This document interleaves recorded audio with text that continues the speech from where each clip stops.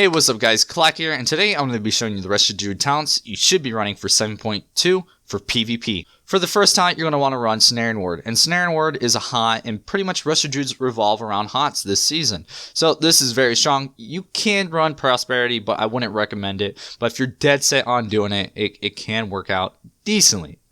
For the next ability, you're going to want to run Displacer Beast because this is pretty much our main mobility spell right here. If you don't have that, you're going to notice you're going to be struggling mobility wise. The only thing you'd have is your Travel Form, and Travel Form isn't the best mobility out there. For the next row, there's two possibilities. It could be either Balance Affinity or Guardian Affinity. Basically, if there's any slightest chance that they're going to go Guardian Affinity because you will reduce damage you take by 6%. And the main thing that we get from this is Frenzy Regeneration. And basically, when you pop Frenzy, all 25% of the damage you take will be healed back to you. And pretty much if you run Balance Affinity, this gives you a further range for your Cyclones. And that's pretty much all we run for. Yeah, it increases all your abilities, but really it's mainly for Cyclone. Next row, it's going to be Mighty Bash or Mass Entanglement, and pretty much if your team has a lot of stuns and they don't really need your stun and you're just going to DR, just go ahead and spec out of this and go to Mass Entanglement. If not, that's the only time I could ever recommend specking out of Mighty Bash. The next row is going to be between Incarn and Cultivation. Pretty much if you're struggling with a team that's pretty much destroying you within like a good, couple minutes before the game even feels like it gets started, you're going to want to run Incarn. If not, and you feel like you're doing fine, Cultivation is the way to go. For the next row, it's going to be Germination, and Germination basically allows you to pop 2 Rejuvenations, and Rejuve is probably one of our biggest overtime heals. Very strong, so I highly recommend that. I can't see you even playing this game without that, to be honest.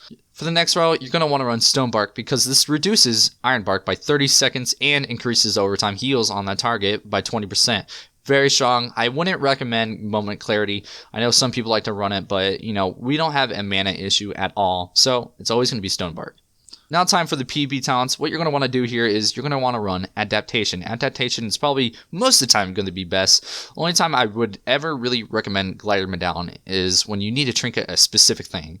Like for instance, if you're facing RMD, Rogue Mage Druid, and you're going to be saving that trinket for the blind. Once he blinds, you're going to trinket it. That again is the only time I could ever see you using Glider's Medallion. If not, you're going to be in Adaptation. Even if you're against RMD, you could run Adaptation as long as your team is able to peel for you during that blind duration.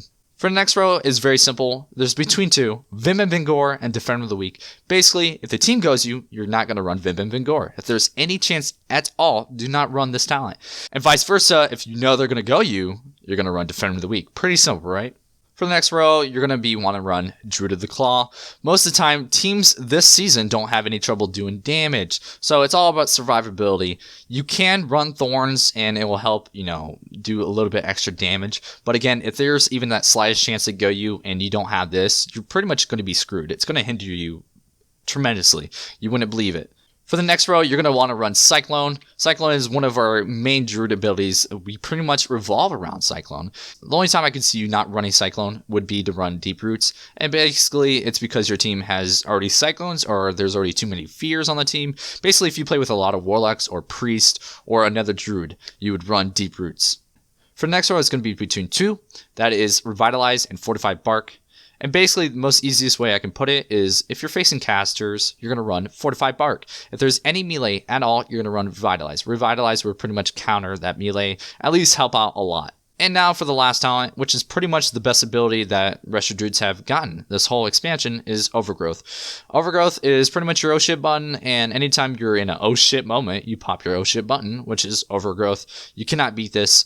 Early Spring, Wild Growth is now an instant cast. That's horrible. Wild Growth already costs a lot of mana, and it does a decent amount of AoE heals, but wouldn't recommend it. And Focus Growth increases your healing of your Life Bloom. Again, Life Bloom doesn't do very much. Wouldn't recommend it. So that pretty much leaves Overgrowth the way to go. Alright guys, I hope you enjoyed this guide. If so, hit that like and sub button. And be sure to expect some 3v3 footage of a Resto Druid to come out very soon. As always guys, get out there and pull some nubs.